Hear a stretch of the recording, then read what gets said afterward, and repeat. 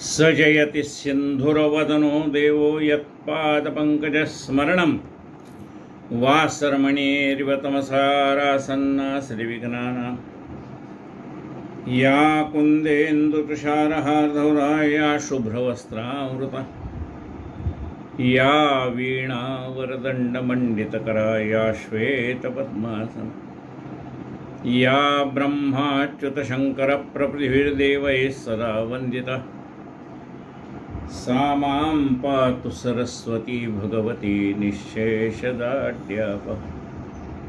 मूकं करोति वाचालं पङ्गुं लङ्घयते गिरिं यत्कृपातमहं वन्दे परमानन्दं माधव।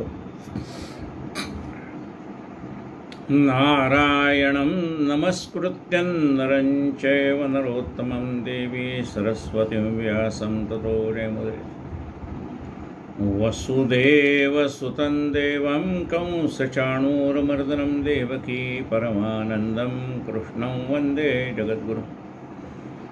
गुरुर्ब्रह्मा गुरुर्विष्णु गुरुर्देवो महेश्वरः गुरुः साक्षात् परब्रह्म तस्मै श्रीगुरवे नमः। श्रोता वक्ता श्रीराम समर्थ। जय जय रघुवीर समर्थ। श्री गणेशाय नमः। काल आपण वसुबारसाची माहिती पाहिली, म्हणजे दिवाळीतला वसुबारस. पण त्याच्या आधी आपल्याला एकादशीची माहिती घ्यायची राहिली, म्हणून आज अनायसा एकादशी आहे आणि वसुबारसाचा आदला दिवस सुद्धा एकादशीच, म्हणून आधी एकादशीची माहिती घेऊ. एकादशी या शब्दाचा अर्थ काय, आपण थोडंसं त्याचं चिंतन करू.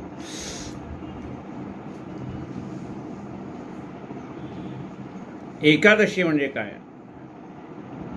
1 + 10 = 11 म्हणजे एकादशी.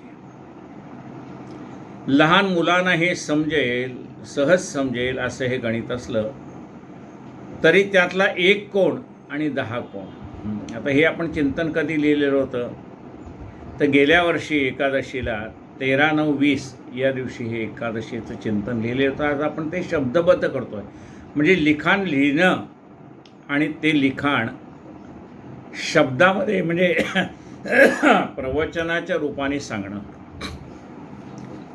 आता हा एक नवीन प्रयोग आपण करून पाहतो. जे लेख आपण लिहिलेले आहेत त्यातलं आपल्याला काही शब्दबद्ध करता येतं का, त्याचा आपण प्रयत्न चाललाय. 1 + 10 = 11. लहान मुलांना हे सहज समजेल असं हे गणित असलं तरी त्यातला 1 कोण आणि 10 कोणते, आता आपण ते समजून घेऊया. 1 आहे ते आपलं मन आणि 10 आहे ते आपली दश इंद्रिये. त्यातली 5 इंद्रिये त्याला आपण ज्ञानेंद्रिय म्हणतो, म्हणजे त्या इंद्रियांच्या द्वारे आपण ज्ञान संपादन करतो. आणि 5 जी आहेत ती कर्मेंद्रिये, म्हणजे मिळालेल्या ज्ञानाचा उपयोग करून ती कर्मेंद्रिये आपलं काम करत असतात. म्हणजे ज्ञान घेण्याचं काम 5 इंद्रियाला दिलंय आणि 5 इंद्रियाला ते ज्ञान प्रत्यक्षात आचरणात आणण्याचं काम केलंय. मग अशी ही 5 ज्ञानेंद्रिये कोणती आहेत, 5 कर्मेंद्रिये कुठली आहेत ते आपण पाहूया. आता 5ही ज्ञानेंद्रिये जी आहेत ती सगळी आपल्याला ह्या चेहऱ्यामध्ये 5 ज्ञानेंद्रिये आहेत. या धडाच्या वरचा जो भाग आहे मुखकमल, त्या मुखकमलामध्ये ही 5 ज्ञानेंद्रिये. आता ती कशी आहेत ते आपण पाहूया. यातलं पहिलं ज्ञानेंद्रिय ज्यामुळे आपल्याला जगाचं ज्ञान मिळतं ते पहिलं ज्ञानेंद्रिय ते डोळा. दृश्य वस्तूचं ज्ञान प्राप्त करून देतो.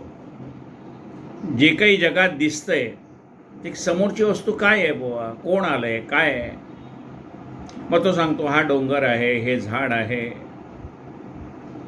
हा समोरनं मनुष्य येताना दिसतो, हे कुत्रं येताना दिसतं, हे मांजर येताना दिसतंय. म्हणजे दृश्य पदार्थामध्ये जे जे दिसतं हे मंदिर आहे, ह्या मंदिरात असणारी देवता आहे. आपल्याला जे जे डोळ्याला दिसतंय, दिसे आणि भासे, जे जे दृष्टीला दिसतंय आणि ज्याचा ज्याचा आपल्याला भास होतोय त्या गोष्टी या डोळे या ज्ञानेंद्रियाच्या माध्यमातून आपल्याला हे सगळं कळतं. कान, हे कान आपल्याला आपल्या ज्ञानामध्ये भर पाडतं. म्हणजे श्रवण भक्ती जी आहे, म्हणजे 9वी भक्तीतली पहिली भक्ती श्रवण भक्ती. ही श्रवण भक्ती म्हणजे प्रवचन ऐकायचं आहे आपल्याला, कीर्तन ऐकायचं आहे आपल्याला. तेव्हा हे काम कोण करतंय? कान करतायत. म्हणजे पहिलं काम झालं डोळा. डोळ्याच्या मधनं आपण पाहिलं की जगात काय काय आहे याचं ज्ञान डोळ्याच्या माध्यमातून मिळतं. कानाच्या माध्यमातून मिळणारं ज्ञान कुठलं आहे? तर कीर्तन असो, प्रवचन असो, पुराण असो, टी व्हीवरचे नाना प्रकारचे कार्यक्रम असो, हे आपल्याला त्या तिथे चाललेल्या संवाद, म्हणजे टी व्हीवर चाललेले संवाद पाहताय. टी व्हीवरचं दृश्य कोण पाहताय? डोळे पाहताय. पण टी व्हीवरचा चाललेला संवाद डोळ्याला ऐकता येत नाही. डोळ्याला पाहता येते पण ऐकता येत नाही. कानाला ऐकता येते पण पाहता येत नाही. म्हणून प्रत्येकाला एक वेगवेगळं काम दिलं. ह्या पंचज्ञानेंद्रियाला सुद्धा वेगवेगळी कामं दिली. डोळ्याला काम दिलंय पाहण्याचं, तर कानाला काम दिलं ऐकण्याचं. मग ऐकल्या वाचून कळलं असं होतं का? नाही. म्हणजे श्रवण भक्ती ही सर्वात पहिली भक्ती आहे. ती श्रवण भक्ती ज्याच्यामुळे आपल्याला प्राप्त होतं, ते ज्ञान ज्याच्यामुळे आपल्याला प्राप्त होतं, ते आहे ते श्रवणेंद्रिय. हे दुसरं ज्ञान ग्रहण करण्याचं साधन आहे ते श्रवणेंद्रिय. ऐकल्या वाचून कळलं असं होत नाही. म्हणून श्रवण भक्ती ही सर्वात महत्त्वाची भक्ती. ती जिच्यामुळे आपल्याला प्राप्त होते, ते ज्ञान ज्याच्यामुळे आपल्याला प्राप्त होतं त्यालाही श्रवण म्हणजे हे ज्ञानेंद्रिय. दुसरं तिसरं ज्ञानेंद्रिय कुठलं आहे? तर ह्या आपल्या संबंध शरीरावर असणारी त्वचा. आता आपल्याला इथली त्वचा लगेच जाणवते, तशीच ही संबंध इंद्रियाला त्वचा आहे. म्हणजे एखादी खोड असते का नाही, उशीची खोड, आतमध्ये कापूस किती खराब झाला आहे ते आपल्याला कळत नाही का? वरनं खोड घातलेली आहे, त्याला पुन्हा कव्हर घातलेले आहे. त्यामुळे ते आतला कापूस किती खराब झाला कळत नाही. तसं आपलं आतलं शरीर किती खराब आहे जे आपल्याला ह्या वरती असलेल्या त्वचेमुळे कळत नाही. आणि ती सुद्धा व्यवस्थित शिवलेली आहे. त्या उशीची खोड जशी शिवलेली असते तशी ही पण शिवलेली आहे. कापूस आत घालतात आणि चारी बाजूने शिवून टाकतात. काय तशी खोड आपली शिवून दिली भगवंताने. पण त्याच्या त्या उशीतल्या कापसात आणि आपल्या ह्या शिवणीमध्ये फरक असा आहे की त्याच्यामध्ये समजा 2 किलोच कापूस बसत असेल तर तुम्ही 5 किलो कापूस त्यात टाकू शकत नाही. पण ह्या शरीराच्या मध्ये हे शरीर पाळण्यात केवढंसं होतं, आता केवढं मोठं आहे. पाळण्यात 5 पाऊंड किंवा 8 पाऊंड असणारा देह मावत होता त्या खोळीमध्ये, आणि आता 100 किलो वजनाचा देह सुद्धा त्याच खोळीमध्ये मातोय. त्याची काही शिलाई अजून उसवलेली नाही. म्हणजे इतकी ती भगवंताची लीला आहे. तर आपला विषय चाललाय त्वचा.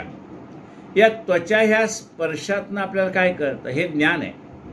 म्हणजे एखाद्या माणसाने आपल्या त्वचेला स्पर्श केला, म्हणजे शरीरातल्या कुठल्याही भागाला स्पर्श केला, तर आपल्याला हा कोणत्या माणसाने स्पर्श केला हे आंधळा मनुष्य असेल तरी तो ओळखू शकतो, कारण त्याला त्या स्पर्शाचं ज्ञान आहे.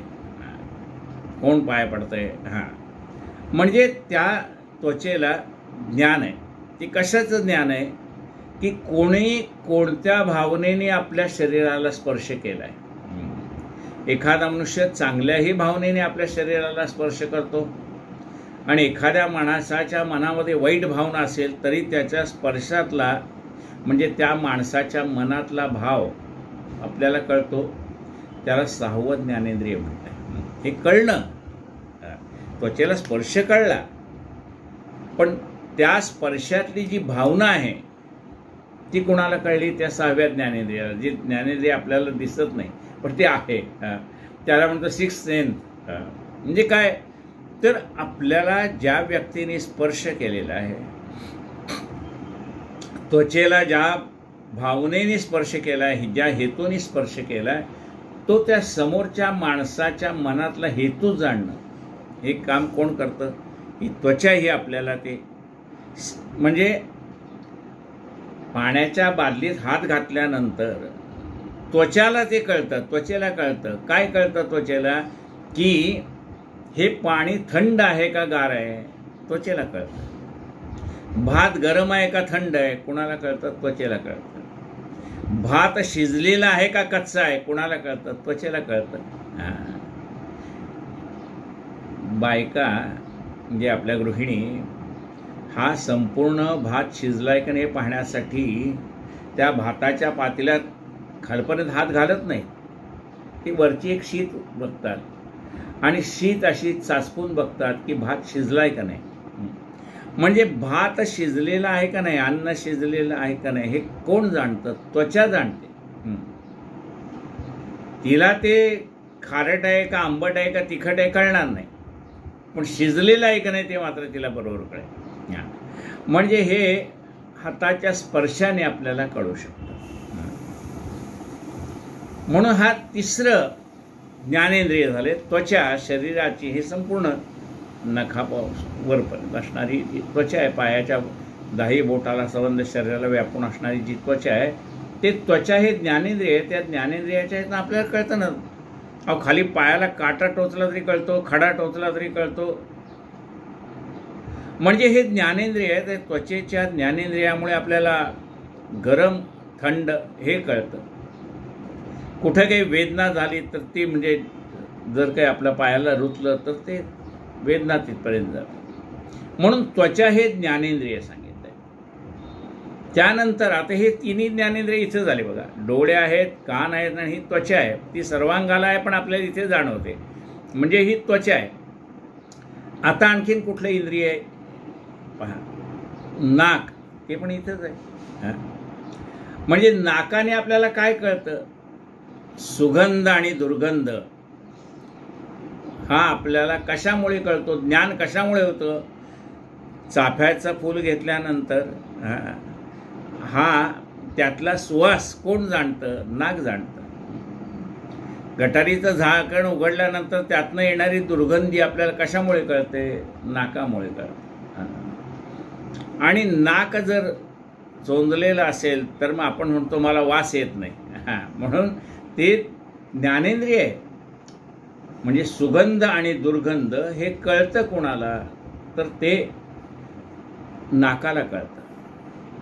वेगवेगळ्या फुलाचा वेगवेगळा वास कुणाला कळतो? नाकाला कळतो. हे बकुळीचं फूल आहे का चाफ्याचं फूल आहे का मोगऱ्याचं फूल आहे ते आपल्याला डोळ्यांनी दिसत असलं तरी त्यातला सुगंध मात्र घेण्याचं काम नाकाकडे. हे चाफ्याचं फूल आहे डोळे पाहू शकतील, हे मोगऱ्याचं फूल आहे डोळे पाहू शकतील, पण त्याला सुगंध आहे का नाही हे ते पाहू शकणार नाहीत. मग त्या वस्तूमध्ये असणारा सुगंध किंवा दुर्गंध हे कळण्याचं काम लगेच बघा. काही कपडे धुवायचे असतील तर लगेच टाकून दे धुवायला. म्हणजे वस्त्रामध्ये असणारा सुद्धा सुगंध आणि दुर्गंध आपल्याला कळतो, ते नाकाच्यामुळे कळतो. म्हणून नाक हे ज्ञानेंद्रिय. आता आपल्याला जीभ आहे या मुखामध्ये येत आहे. सगळी हे पंचज्ञानेंद्रिय इथेच आहे बघा. जीभ आहे. आता ह्या जिभेला दोन कामं दिली. जिभेला दोन कामं दिलेली आहेत. कुठलंही जिभेला काम आहे तर अन्नातला आंबट तिखट कडवटपणा याचं ज्ञान पहिल्यांदा कोणाला होतं? जिभेला होतं.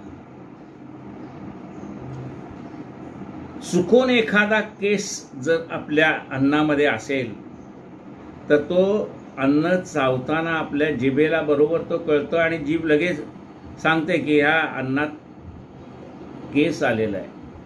केस पचवण्याची ताकद याच्यामध्ये नाही आहे शरीरामध्ये, आणि म्हणून ते काय करते लगेच जीभ सांगते की हे केस काढून टाका.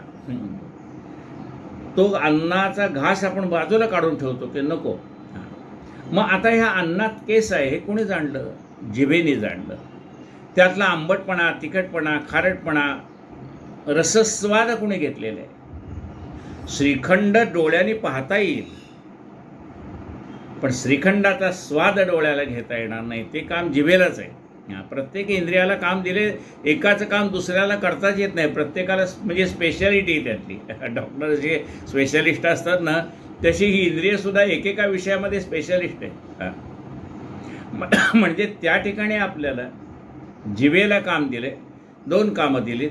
एक तर रसग्रहण करणं, आणि दुसरी गोष्ट जिभेला आहे बोलणं. आपल्या मनातल्या भावना व्यक्त करण्याचं काम या जिभेच्या माध्यमातून आपण करतो. तसं आपण आपल्या मनातल्या भावना स्पर्शाद्वारे सुद्धा लोकांना कळवतो. आपल्या मनातल्या भावना आपण डोळ्याच्या माध्यमातून सुद्धा समोरच्या व्यक्तीला कळवू शकतो. म्हणजे हे आपल्या मनातले भावना व्यक्त करण्यासाठी जीभ जसं साधन आहे, तसंच साधन डोळे हे पण आहेत मनातल्या भावना व्यक्त करणारं. आणि तसंच साधन हे स्पर्शज्ञान सुद्धा आहे. त्या स्पर्शाच्या माध्यमातून सुद्धा आपण आपल्या मनातल्या भावना समोरच्या व्यक्तीला कळवू शकतो. आणि म्हणून हे ज्ञान आहे, ज्ञानेंद्रिय आहेत. ही ज्ञानेंद्रिय आहेत. जे पदार्थ पचण्यास कठीण असतील ते लगेच जीभ सांगते की हा खाऊ नको बाबा, ह्या तुला पचणार नाही आहे. म्हणून याला 5 ज्ञानेंद्रिय म्हणलंय. म्हणजे डोळा, कान, त्वचा, नाक आणि जीभ हे सगळे वरती आहेत. ENT स्पेशालिस्ट असतो ना, त्याला हे सगळं एकमेकाशी संबंधित आहे ते. तेव्हा हे ज्ञानेंद्रिय पंचज्ञाने. आता 5 कर्मेंद्रिय आहेत. ती कुठली आहेत पण पाहू. हात, हाताने बहुसाल काम करीतो. हात जे आहेत ही इंद्रिय, हाताने आपण नाना प्रकारची सत्कर्म आणि दुष्कर्म करतो. हात आहे. आता या हाताचं भूषण काय हो? म्हणजे या हातामध्ये अंगठी घातली तर हे हाताचं भूषण आहे. हातात बांगडी घातली, लॉकेट घातलं, ब्रेसलेट घातलं, एखादं कडं घातलं तर ते हाताचं भूषण आहे का? व्यावहारिकदृष्ट्या आपण भूषण म्हणू शकतो, पण ते खरं हाताचं भूषण नाही. हाताचं भूषण कोणतं आहे? हस्तस्य भूषणम दानम. हाताचं भूषण दान आहे. दान धर्म करणं हे हाताचं भूषण आहे. कानामध्ये आपण कुंडलं घालू शकतो, बिगवाळी घालू शकतो, एखादं कानातलं काही घालू शकतो, पण ते कानाने त्याने कान शोभतील, पण ते भूषण नाही. उत्तम प्रकारचं ज्ञान संपादन करणं हे कानाचं भूषण आहे. श्रवणेंद्रिय, चांगल्या चांगल्या गोष्टी ऐकणं हे कानाचं भूषण आहे. हस्तस्य भूषणम दानम. आता हात एक कर्म करणार आहे. म्हणजे आपल्याला तहान लागली हे कोणाला कळलं? शरीराला कळलं. जीभ कोरडी पडायला लागली, जिभेला कळलं की आता आपल्याला तहान लागली.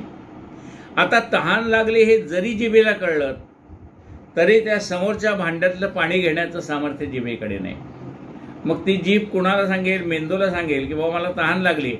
मग मेंदू आपल्या हाताला ऑर्डर सोडेल, अरे समोर तांब्या भांडं आहे, ते तांब्या भांडं घे, त्यातलं पाणी घे आणि पिऊन टाक. म्हणजे काय झालं? तर कर्म करण्याचं काम कुणाकडे दिलंय? हाताकडे दिलेलं आहे.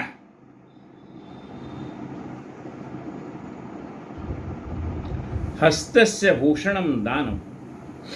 आता पाय दिलेत आपल्याला. हे पाय आपल्याला चांगल्या ठिकाणीही घेऊन जातात आणि वाईट ठिकाणी घेऊन जातात. पायाला कर्म आहे, त्याला घेऊन जाणं. आता हे मन सांगेल तिकडे पाय चालले, म्हणून मनावर चांगले संस्कार लागतात. मन हे सगळ्या इंद्रियाकडनं काम करून घेत आहे, पण त्या मनावरती चांगले संस्कार लागतात. ही 10 इंद्रिय त्याला चालवणारं कोण आहे? मन आहे.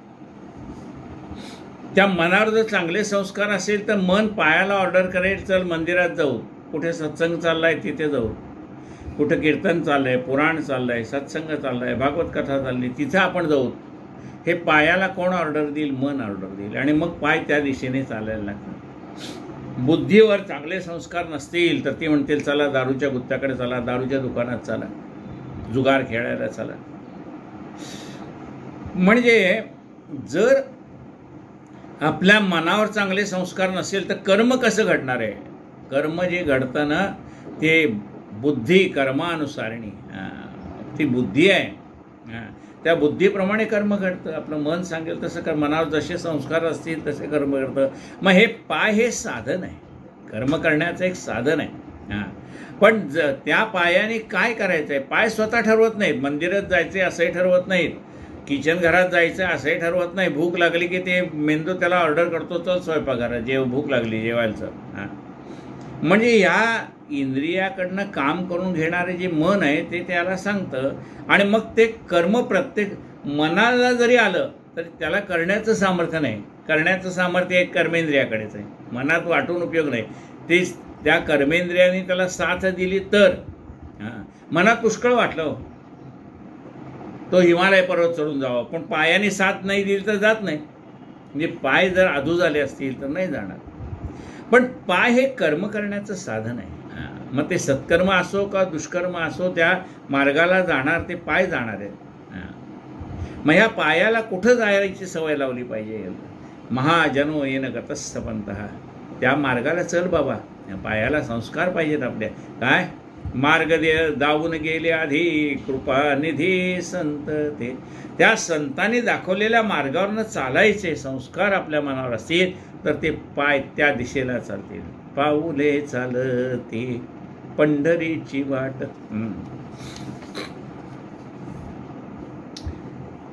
बोलणं असं आहे की माणसाला बोलण्याची शक्ती आहे. त्याच्यावरून आपल्याला कळतं काय, समोरचा मनुष्य जो बोलत असतो त्याच्यावरून आपल्याला कळतं. काय कळतं? उच्चारावरून विद्वत्ता कळते. त्या माणसाच्या बोलण्यावरूनच या माणसाकडे किती ज्ञान आहे ते कळतं. अडाणी असला तरी कळतं, ज्ञानी असला तरी कळतं. कशावरून कळतं? तो बोलेल तेव्हा कळेल. तो जोपर्यंत बोलत नाही तोपर्यंत कळत नाही. ज्ञानी आहे का अडाणी आहे ते कळेल कधी?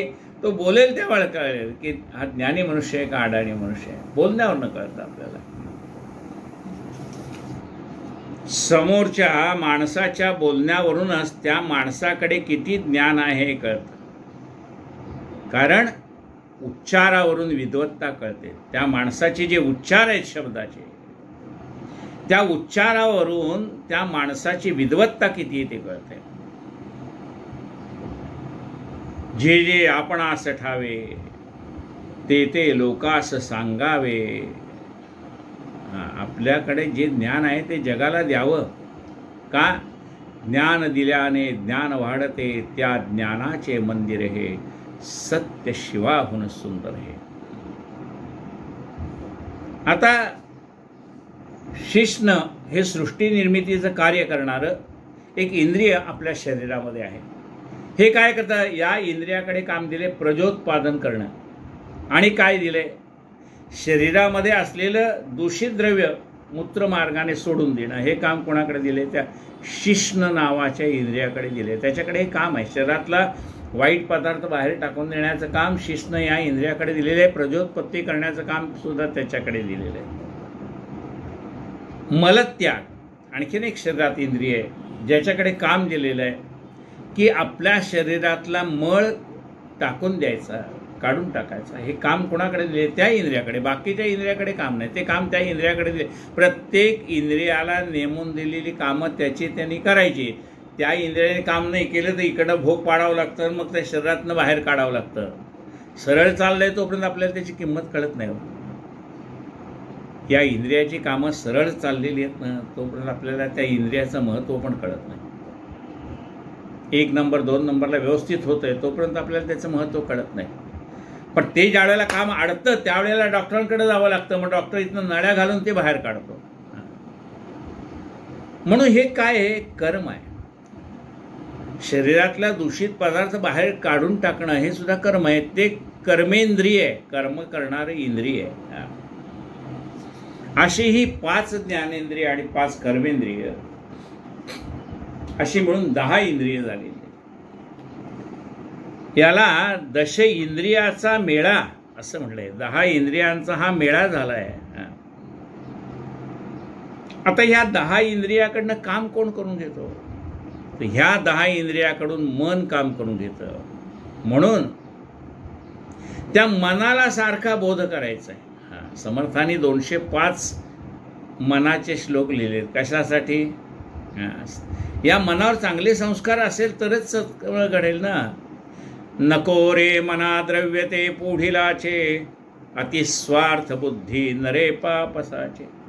घडे भोगणे सर्वही कर्म खोटे, न होता मना सारखे दुःख मोठे. मनाला ते संस्कार आहेत.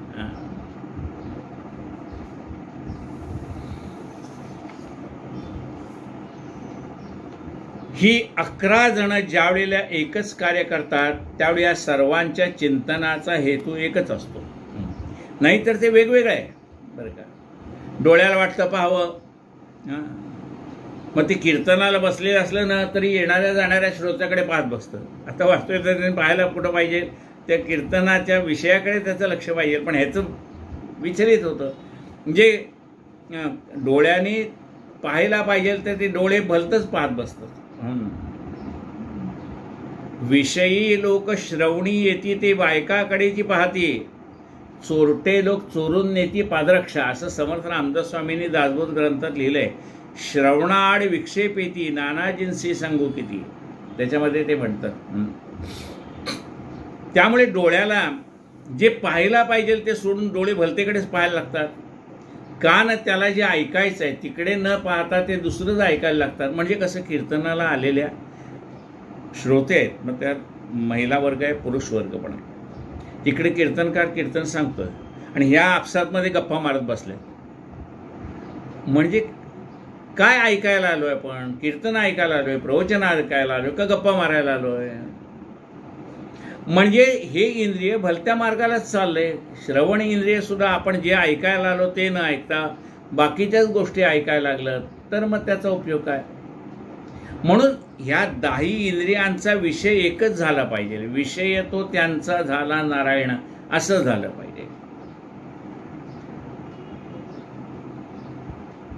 आणि ह्या 10 इंद्रियांचा विषय ज्या वेळेला एक होतो, 10 इंद्रियांचा विषय एकच. आता बघा, प्रत्येकाचा विषय वेगळा. डोळ्याचा पाहणे हा विषय आहे, कानाचा ऐकणे हा विषय आहे, नाकाचा सुगंध घेणं हा विषय आहे, जिभेचा रसस्वाद घेणं हा विषय आहे, त्वचेचा स्पर्श हा विषय. पण ह्या 10 इंद्रियांचा पाय चालणं हा विषय, हात कर्म करणं हा विषय. आणि मग ह्या सगळ्या इंद्रियांचा ज्या वेळेला एकच विषय होतो, वेगवेगळे विषय असून सुद्धा सगळी इंद्रिय एकाच ठिकाणीच जुळतात, त्याला एकादशी म्हणतात. डोळे एकाच वेळेला काम करतायत. काय पाहण्याचं काम? काय पाहतायत? भगवंताची मूर्ती पाहतायत. त्याच वेळेला ते भगवंताचं नामसंकीर्तन कानाने ऐकतायत. त्याच वेळेला भगवंताच्या पायावरच्या निर्माल्याचा सुगंध घेत आहेत. त्याच वेळेला वाचेने भगवंताचं नाम घेत आहेत. त्याच वेळेला हाताने टाळी वाजवत आहेत. आणि अशा रीतीने हे सगळं करण्यासाठी त्यांचे पाय त्या मंदिराकडे वळलेले. म्हणजे एकाच वेळेला ही 10 इंद्रिय एकाच विषयामध्ये मग्न झालेली आहेत. ती कसे संत तुकाराम महाराजांनी त्याविषयी एक सुंदर अभंग लिहिलेला आहे. पाहूयात पुढे. ही 11 जण ज्यावेळेला एकच कार्य करतात त्यावेळी त्या सर्वांच्या चिंतनाचा हेतू एकच असेल, त्याला एकादशी असं म्हणतात.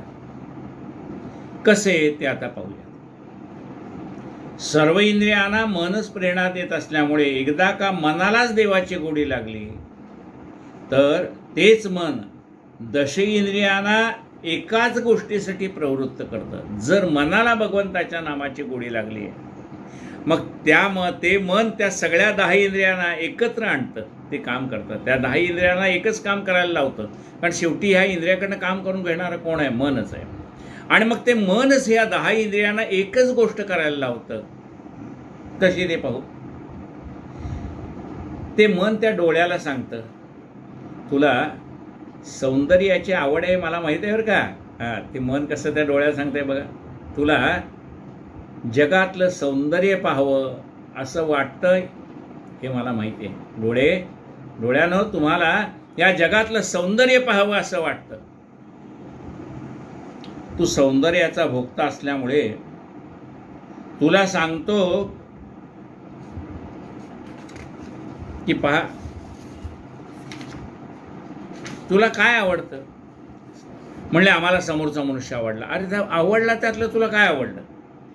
त्या डोळ्याला मन सांगतंय तुला काय आवडलं. नाही म्हणले तो नट आहे सुंदर, त्याचं नाक सुंदर आहे, ती नटी सुंदर आहे ना, तिचे डोळे सुंदर आहे, तिचे डोक्यावरचे केस बघा म्हणले पायापर्यंत लागलेले. असं प्रत्येकामध्ये कुणाचे डोळे चांगले आहेत, कुणाची ही जीवनी चांगली आहे, कुणाचे कान चांगले आहेत, कुणाचं काय, एखाद्याचं भव्य कपाळ आहे. म्हणजे असं प्रत्येकामध्ये सौंदर्य आहे, ते शरीराचं शारीरिक सौंदर्य.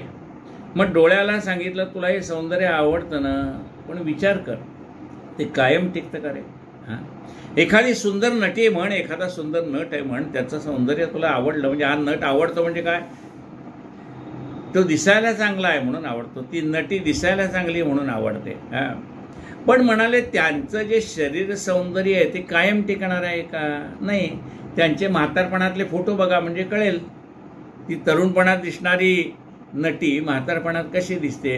म्हणजे तिच्या त्या चेहऱ्यावरती असणार जे सौंदर्य होतं ते सौंदर्य काळाच्या ओघामध्ये नाहीसं होऊन जाते. मग हे मनात तुला हे मन सांगतं, हे डोळ्यात तुला असं सौंदर्य दाखव का? तुला पाहिजेच सवय ना की ज्या सौंदर्याला ओहोटीच नाही. कारण आपल्याला बघा ते वाईट वाटतं, त्या ज्या सुंदर नट्या आपण तरुणपणामध्ये पाहिलेल्या आहेत, म्हणजे त्यांचं तारुण्यातल्या भूमिका पाहिलेल्या आहेत, त्याच नट्यांचं 70, 80, 90 सादर करताना ते आपण फोटो पाहतो आणि मग मनाला वाईट वाटतं, अरे जेव्हा इतकं चांगलं सौंदर्य यांना दिलं होतं, आता इतकं सगळं सौंदर्य तू काढून घेतलंयस. हां, मनाला वाईट वाटतं. म्हणजे त्या अखंड सुंदरच दिसाव्यात असं मनाला वाटत असतं, पण ते शक्य नाही आहे. मग तुला असं दाखवू का एखादी गोष्ट की युगानुयुगल संपली तरी त्याचं सौंदर्य कमी झालेलं नाही. मधुराधिपते अखिलम मधुरम. ह्या भगवंताचं स्वरूप अखिलम मधुरम. अरे त्याचे डोळे पण चांगले आहेत, त्याचे कान पण चांगले आहेत, त्याचं नाक पण चांगलं आहे, त्याचं बोलणं पण चालणं आहे, त्याचं चालणं पण चांगलं आहे, त्याचं बसणं पण चांगलं आहे. अरे त्याची प्रत्येक गोष्ट चांगली आहे. मग तुला सौंदर्यच पाहायचं असेल त्या भगवान गोपाल कृष्णाकडे पहा. तो कटेवर हात ठेवून उभा आहे तो पांडुरंग, त्याच्याकडे पहा. त्यांच्या सौंदर्याला ओहोटीच नाही. तुला कधीही वाईट वाटणार नाही की हे सौंदर्य कमी झालंय म्हणून. पण हे सगळं सौंदर्य एकाच ठिकाणी कुठे पाहिले आहे का? डोळे म्हणतात नाही. सर्व गोष्टी एकाच ठिकाणी कशा मिळणार? कारण काही ठिकाणी एखाद्याचं कान चांगलं आहे, एखाद्याचं नाक चांगलं आहे, एखाद्याचं हे चांगलं आहे. कारण बहुतेक ठिकाणी एक आहे तर एक नाही असं दिसून येतं. आणि दुसरं म्हणजे हे शारीरिक सौंदर्य वय वाढत जातं तसं कमी होत जाताना दिसतं. मग मन डोळ्या सांगते अरे अविनाशी सौंदर्यच पाहायचं असेल तर राम कृष्ण हरी म्हणजे पांडुरंग याचं सौंदर्य पहा. तुला समाधान प्राप्त होईल. संत तुकाराम महाराज म्हणतात डोळे तुम्ही घ्या रे सुख पहा विठोबाचे मुख. हे जिभे अनेकांची मन दुखवण्याचं पाप नकळत तुझ्याकडून घडत राहिलं असेल. जिभेला संत तुकाराम महाराज सांगतात, डोळ्याला सांगतात काय सांगतात? डोळ्याला डोळे तुम्ही घ्या रे सुख पहा विठोबाचे मुख. जिभेला ते काय उपदेश करतात संत तुकाराम महाराज? हे जिभे तुझ्याकडून अनेकांची मन दुखवण्याचं पाप घडलेलं असेल. आता ती सगळं पाप नाहीशी व्हावीत असं तुला वाटणार का नाही? जिभेला ते सांगतायत. आणि मग ते पाप नाहीसं होण्यासाठी हे जिभे तू काय कर? घेई घेई माझे वाचे गोड नाम विठोबाचे. घेई घेई माझे वाचे गोड नाम विठोबाचे. तुझी सगळी पापं नाहीशी होतील. डोळ्याकडून कळत नकळत घडलेली पापं जाण्यासाठी ते सांगतात डोळे तुम्ही घ्या रे सुख पहा विठोबाचे. म्हणून अनेक वाईट गोष्टी जाणतेपणे किंवा अजाणतेपणे काहीही कारण नसताना अनेक लोकांची निंदा करण्यातच आपलं या कानाला सवय असते. कोणाची चाहडी ऐकणं, कोणाचं हे ऐकणं. तेव्हा या कानाकडनं असंख्य पापं घडलीत. लोकांची निंदा ऐकण्याचं पाप घडलंय. मग ते सांगतात कानाला अरे तुझं हे जे पाप म्हणजे निंदा ऐकण्याचं पाप तुझ्याकडून घडलेलं आहे ना, चहाडी चुगली ऐकण्याचं पाप तुझ्याकडून घडलेलं आहे ना, ते जाण्यासाठी तू काय कर, तुम्ही ऐका रे कान माझ्या विठोबाचे गुण. त्या कानाला सांगितले तुझी ही सगळी पापं नाहीशी व्हावीत असं तुला वाटतं ना, मग तू ह्या भगवंताचं नाम ऐक, तुझ्या तुला आनंद वाटेल. मनाला उपदेश करताना सांगतात, हे मना तुझ्यामध्ये कित्येक वेळेला वाईट विचार येतात का नाही? किती वाईट विचार येतात.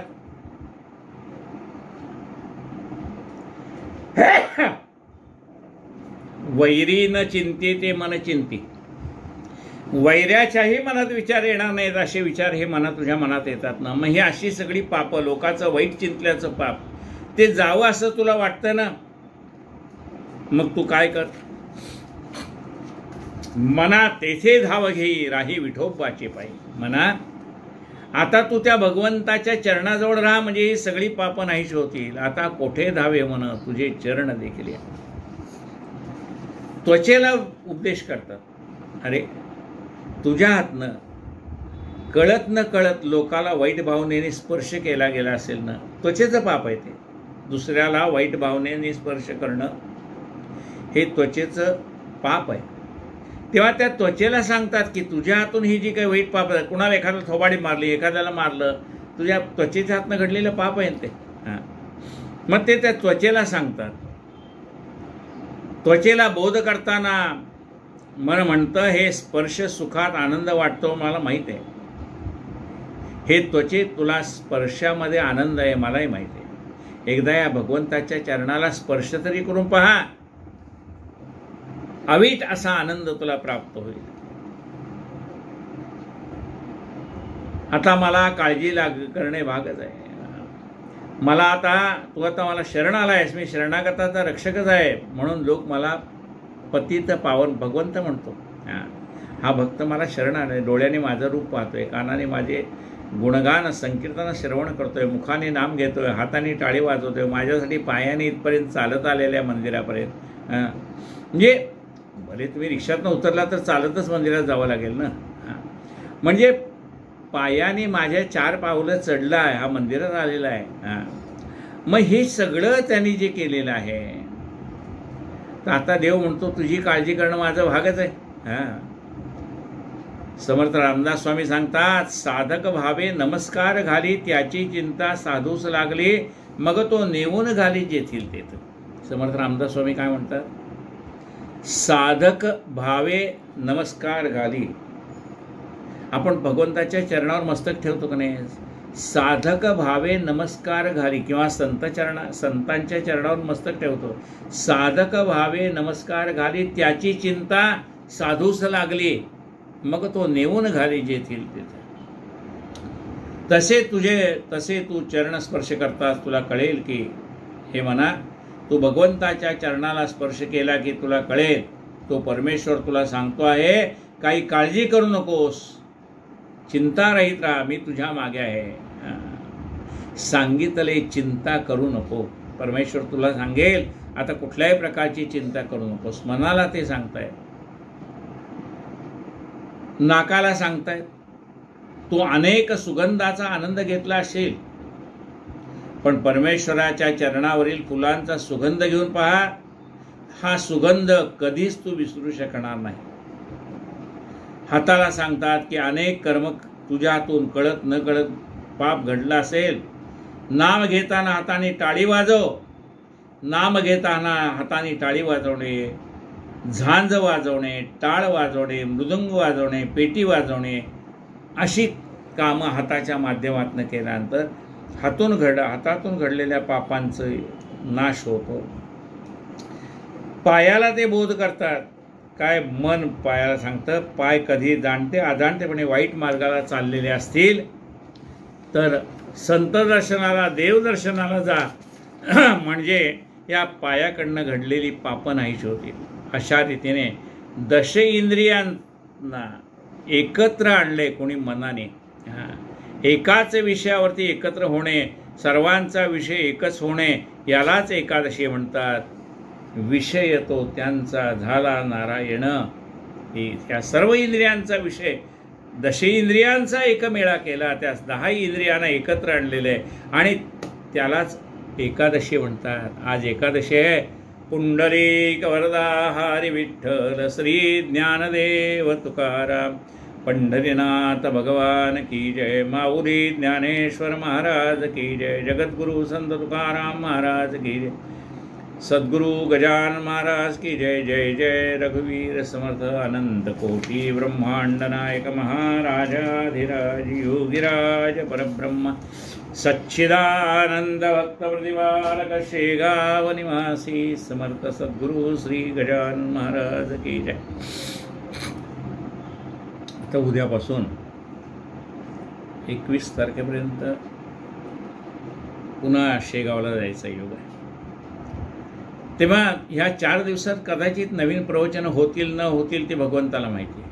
प्रयत्न करेन, एखादा प्रवासात सुद्धा एखादं प्रवचन करता आलं तर प्रयत्न करेन, पण नाही करता आलं तर मग जुन्यातलं एखादं प्रवचन याच्यावरती मी लोड करेन. काय कारण जसा वेळ मिळेल तसंच आपल्याला शक्य आहे. मग तो वेळ देणारा कोण आहे? परमात्मा. त्यांनी जर अशी हे चांगली संधी प्राप्त करून दिली की मला तिथं प्रवासात सुद्धा प्रवचन करता येईल, अशी संधी प्राप्त झाली तर मग मी प्रयत्न करणार. काय पण तो घडणं न घडणं हे सगळं शेवटी भगवंताच्या स्वाधीन आहे. मिसेसची मनात राहून गेलं होतं की मलाच पण शेगावला यायचं आहे, तुम्ही एकटे जाऊन तिकडे भागवत का त्याला, म्हणून आता मुलाला आणि त्यांना घेऊन चाललो आहे पत्नीला शेगावला. तेव्हा मला दर्शन आतमध्ये मंदिरात जाता येईल का नाही जाता येईल नाही सांगता येणं, मला नाही जाता येणार, मी मिसेसला नाही जाता येईल, पण मुलगा जाऊन येईल, दर्शन घेऊन येईल आणि आम्ही बाहेरनं दर्शन घेऊ. काय फरक पडतो? या त्याच्या दरबारात आपण गेलो एवढं त्याला कळतंच आहे की कायेन वाचा मनसेंद्रियर्वा बुद्ध्यात्मना वा प्रकृती स्वभावा करोमि यद्यं सकलं परस्मै नारायणायति समर्पयामि अच्युतं केशवं रामनारायणं कृष्णदामोदरं वासुदेवं हरे श्रीधरं माधवं गोपिकावल्लभं जानकीनायकं रामचन्द्रं भजे.